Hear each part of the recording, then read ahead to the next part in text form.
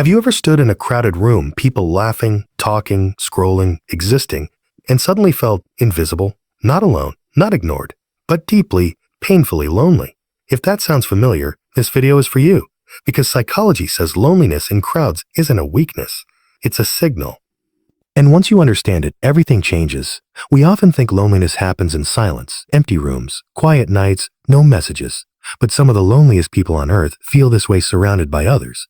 At parties, at workplaces, at family gatherings, even in relationships. Today, we're breaking down the psychology of people who feel lonely in crowds, what's really happening in their minds, why it hurts more than being alone, and what it says about emotional intelligence, attachment, and modern society. Psychology makes a crucial distinction.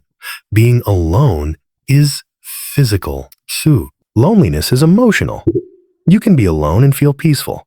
And you can be surrounded by people and feel disconnected. Loneliness happens when there's a gap between the connection you want and the connection you experience. Crowds don't fill that gap. Sometimes, they widen it. Here's the paradox. Crowds amplify loneliness because they trigger social comparison. Your brain starts asking, oh, why do they seem so connected? Oh, why do I feel different? Oh, why am I here but not with anyone? Psychologists call this perceived social exclusion, the feeling of being emotionally outside even when physically inside. And the more people around you, the louder that inner voice becomes. Research shows something surprising. People who feel lonely in crowds are often highly emotionally perceptive.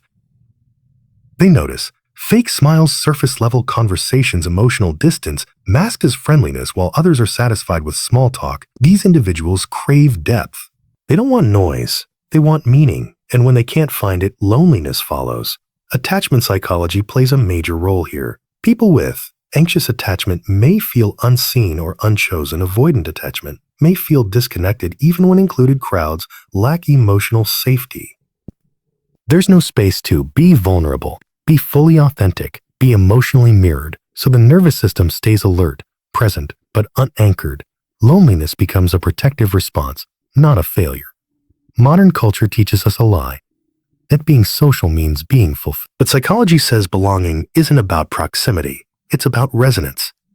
You don't feel connected because someone is near you. You feel connected because someone understands you. Crowds offer presence.